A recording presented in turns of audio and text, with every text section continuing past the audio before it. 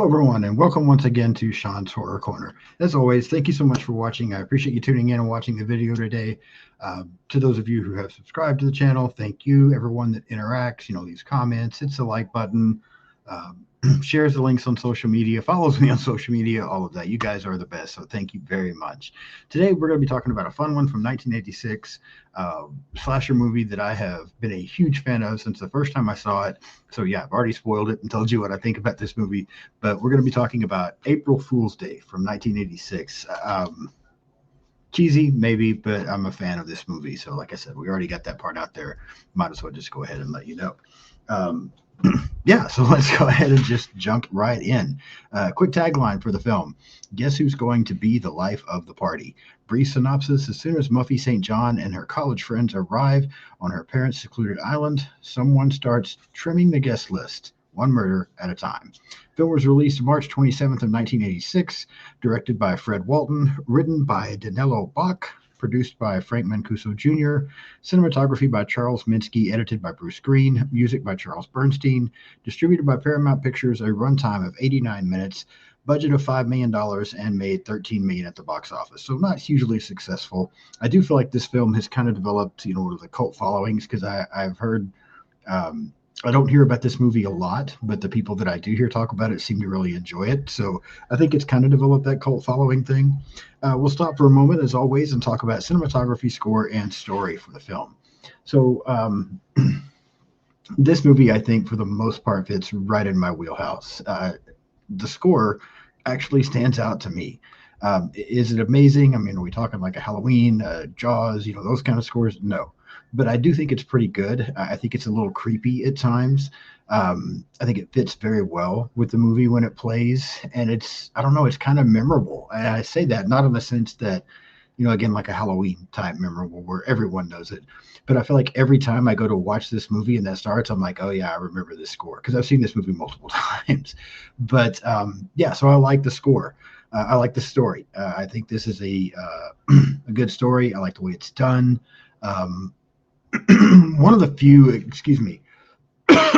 one of the few knocks I've heard on this movie, and again, not so much from people just reading some things about the film, is that it's not scary. It's not your typical slasher film, and that's what people were expecting when they saw it.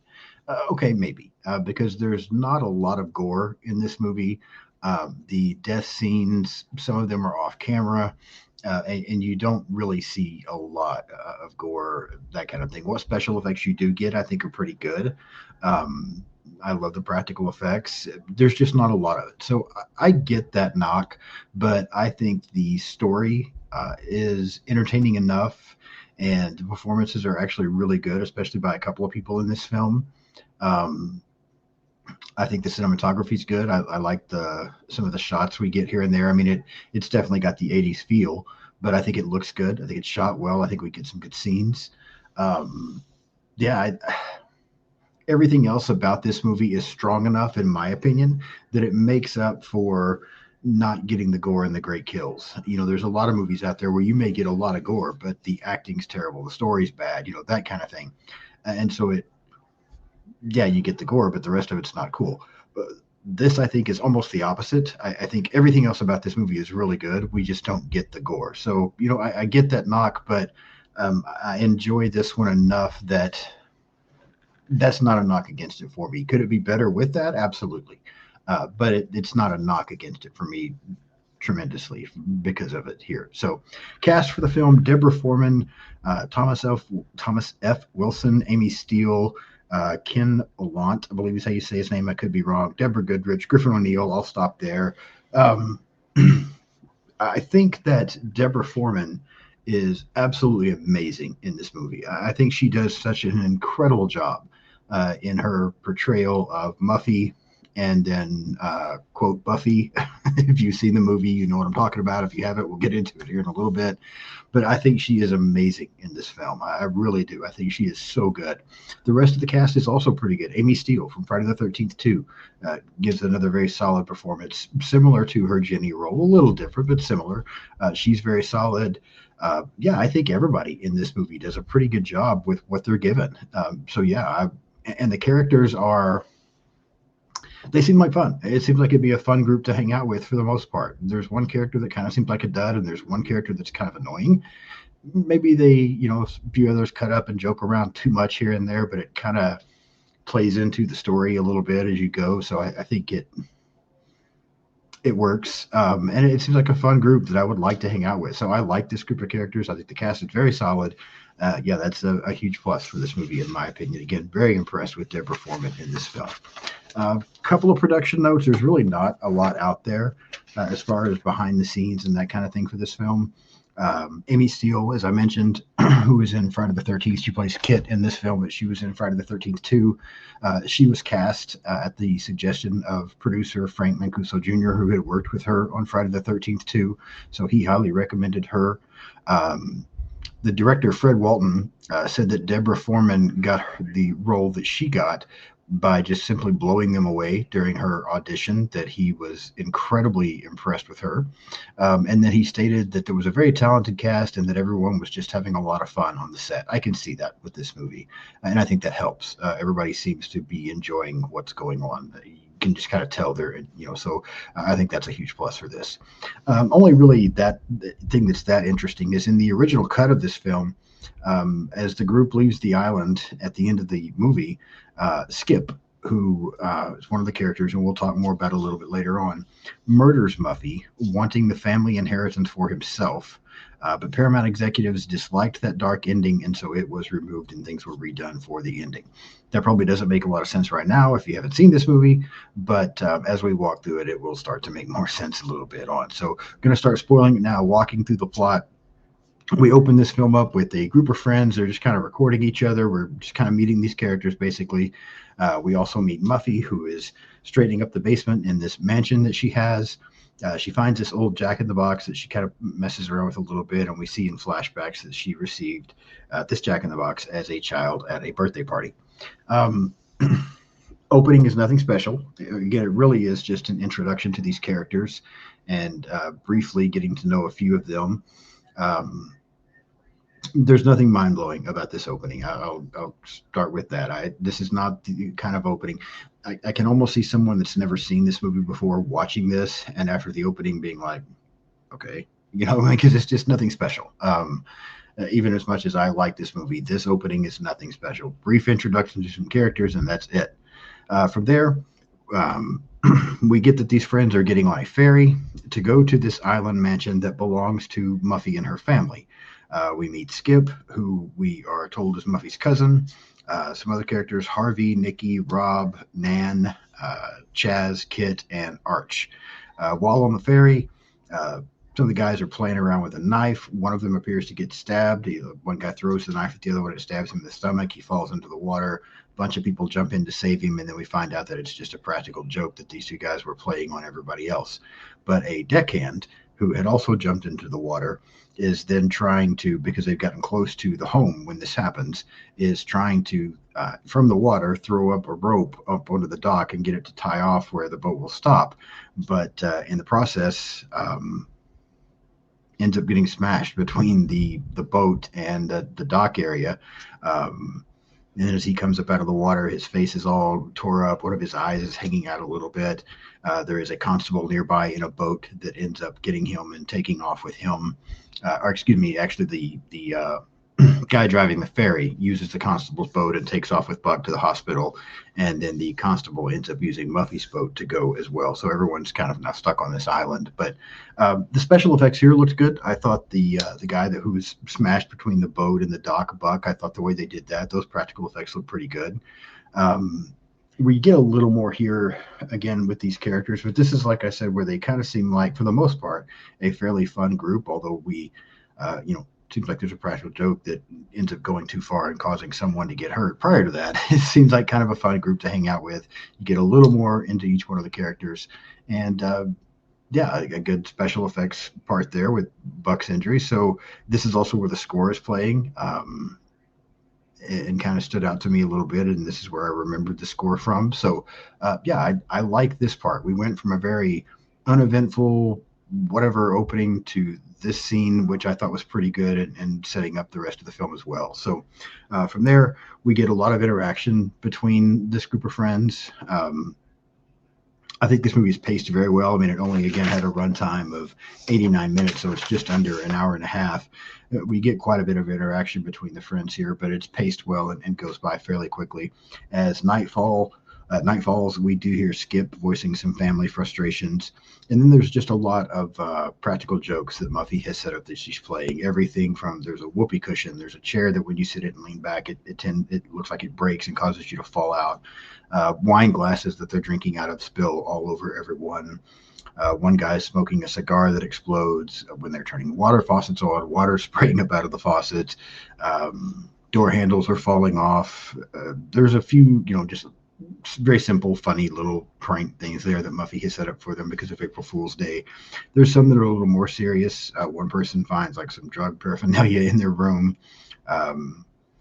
One of the girls finds a tape of like a crying baby, and then there's some odd newspaper clippings around as well that kind of start to lead to some mystery. But again, just kind of more character stuff here. This part, again, nothing really major happening other than a lot of these practical jokes.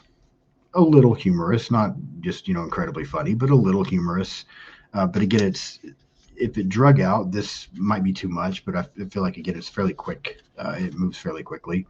And then we see Skip. He is down at the dock house, and we see kind of a person come in, but we don't get a very good look at him that seems to attack Skip. The next day, everybody's kind of asking where Skip is and looking for him a little bit. And Rob and Kit end up going into the dock house. And then as they start making out, Kit sees Skip's body kind of float by underneath them and start screaming and freaking out. And her and Rob come back out. They then start approaching everybody, tell them what they saw. Everyone starts looking for Skip, but can't find him anywhere. They do find his knife that's broken and has some blood on it.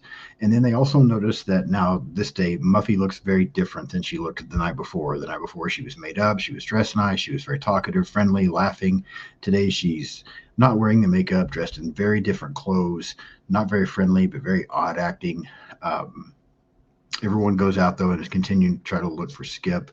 In doing so, Arch, who is also Biff in Back to the Future, Arch ends up coming across a snake, and as it scares him and he stumbles backwards, his foot gets caught in a rope, which ends up, hanging him upside down. We kind of think the snake is going to get him, but then we see someone else approach, kind of kick the snake away, and we get a cut. Back at the house, the group finds out that the phone lines are down. They can't make any outgoing calls. They've also found out that they now have no running water, and Muffy mentions the only option is the well. And so Nan and Harv go to the well, but Nan ends up falling in, and while she's in the well, she ends up seeing both, or excuse me, not Nan, this is Nikki that goes with Arch to the, Nikki and Harv, I'm so sorry, go to the well, and it's Nikki that ends up falling in.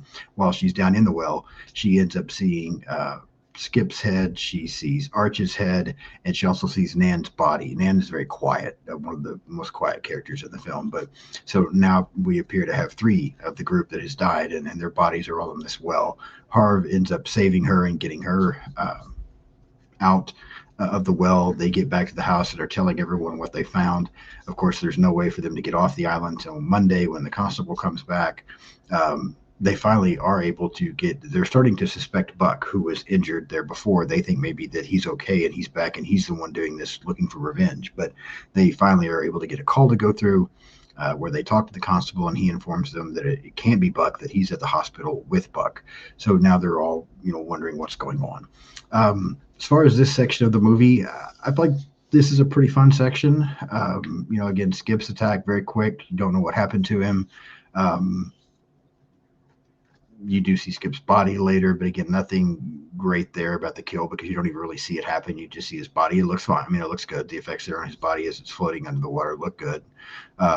You do start to get some mystery around the Muffy character. And then the scene with Arch and the snake and then the rope and someone walking up. Again, nothing happening on screen, so there's nothing special about a kill or anything here. I think maybe there could be considered a little bit of tension with the snake, nothing major. And then, of course, phone lines down, running water, that kind of thing.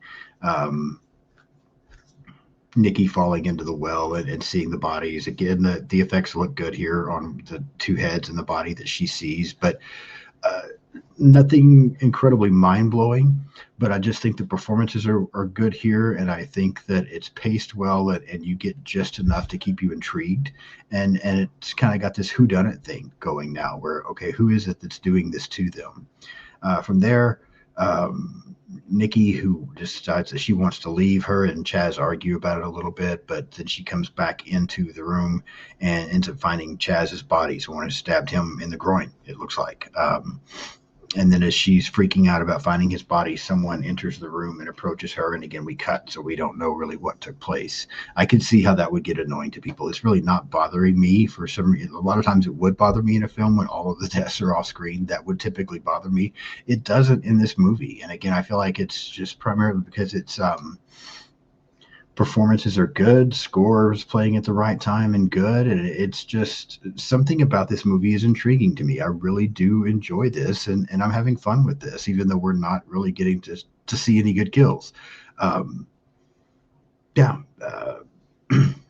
Kit, her and Rob are looking around. Kit ends up finding dolls that look like everyone, and they're kind of stationed like some of these bodies. There's one where there's like a bowl of water, and there's like two heads, and then a female body or a female doll there in the this bowl of water, kind of stationed like the well scene. Um, they also then go up and they end up finding a bunch of blood in Nikki's room. They don't see her; they just find blood. I'm assuming they don't show what they actually see other than blood. They then find Hard's body. It looks like he's been hung. And as they take off outside, they get down to the water. They find the constable's boat, but the constable is nowhere around. They do end up finding a letter on this boat that is talking about an escaped mental patient that Miss St. John escaped. And of course, we know that Muffy's last name is St. John. This mental patient has escaped and is believed to be headed back to their home. And so they're now wondering, okay, Muffy was acting weird. Maybe this is Muffy doing these things. But as they have to enter the house back through the basement, they learn that they find some more things, and they discover that Muffy had a twin whose name was Buffy, and then they end up finding Muffy's head. Again, here effects look pretty good. The special effects or the practical effects, I think, look good here when they find this head. You then get just a little. There's a little bit of tension, I guess, maybe some suspense while they're kind of looking around and going through things. Buffy appears and begins chasing them with a knife. They get Rob goes to get some keys or something, and they end up getting somewhat separated, and he's kind of locked in this closet while Buffy is uh, toying with Kit. Not bad here. A little bit of tension, I guess. Performances are amazing here. I think Deborah Foreman is incredible as the Muffy/Buffy character, and again, Amy Steele is also really good. So, fun scene here, and then we kind of get to the twist for the whole movie is Kit's trying to escape Buffy. She runs into the living room and finds that everyone is actually there alive. Nobody has been killed. They're all there in the living room. Back in the closet, we see Rob and this Buck character who had gotten, we thought, smashed between the boat and the dock is there, and then basically like peels these effects, latex stuff off his face, and like it's giving Rob a hard time, and Rob finally gets out, and then he runs into the living room, and he also sees that everyone is alive, and what we discover is that there was no Buffy. Muffy does have a twin, but it's Skip. He's not her cousin. He's actually her brother. And this is all a practical joke, basically, another April Fool's joke of Muffy's. But she wants to turn this mansion into a resort, offering a weekend of stage horror, kind of a whodunit game for people. And this was her rehearsal to see if it worked. And one by one, she approached people throughout the film and explained to them what was going on, and they agreed to participate. And so that's how people kept disappearing. Buck, the character of Buck, we find out that this guy's actually into special effects, and so he helped her with, the designs and blood and fake heads and that kind of thing. We also find out that the constable is not really a constable; that's her uncle, and just kind of one by one, everybody was brought in and is behind this. And finally, after explaining the whole story and everybody kind of having a laugh and giving Rob and Kit a hard time, everyone, is now having a good time. They open up champagne, they're drinking, having fun. And then we cut to Muffy as she's drunk. She goes upstairs to her room and she finds a present. When she opens this present, it's a Jack in the Box, like what she saw earlier in the film. And as she opens the Jack in the Box, the character of Nan pops up behind her and appears to slit her throat with a razor. But as Muffy screams, she then realizes that she's not cut. It's fake blood. It's a fake razor. And Nan tells her April Fools. And that's the end of the film. Yeah, that's it. That's April Fool's Day from 1986. Again, in some ways, this film is right down my alley. I mean, it's everything I like about 80s slashers without actually having the kills and the gore. I do again feel like some of the practical effects that we get look pretty good, and maybe that's why I'm also able to get past a little bit that there's not any really kills in this film, as everybody is alive and it's all a big joke. I just think it's done well. I think the story is good. I think it's told very well. The performances are solid. I like the score when it's playing. I think it adds to the film. Yeah, and I enjoy this one a lot of times. And I think I talked about it recently on another movie I watched. When all of your kills are off screen, that frustrates me. I watch slasher films for the kills, but this is the one movie that I give an exception to. And again, I think it's just because I just like the story. I like the way it's told. I like the way everything plays out. The pacing is good. I keep mentioning the performances are solid. I just really enjoyed this film. I have a lot of fun with it. Could it have been better? Had we gotten some better effects and things like that? Yes, it could have. But then that probably would have hurt the story because, again, nobody really gets killed. It's all a joke. So, yeah, I don't know what they would have done with that. But all of that to be said, on my scale of 1 to 10, April Fool's Day from 1986, I give it an 8 out of 10. I think it's a really good movie. I have a lot of fun with this one. Yeah, could it have been better if we, got some more fake deaths that at least looked good? Maybe. I don't know. Again, because I feel like had you have done that, it would have been harder to explain away the fact that nobody really got killed. So when you get to the end and you get this twist, you realize why you didn't get those other things. And again, it's just a fun movie to me. I enjoy this. I've seen this more times than I can count. I enjoy it every single time. This was the first time I'd watched it in quite a while, but again, I had a really good time with it today when I was watching it. So I highly recommend this one. 8 out of 6, 8 out of 6, 8 out of 10 for me on April Fool's Day from 1986. Yeah, so let me know what you think. If you've seen this movie, I want to know what you think. Do you enjoy it, or is it too, I don't know the word, lackluster for you, where there's not enough that happens?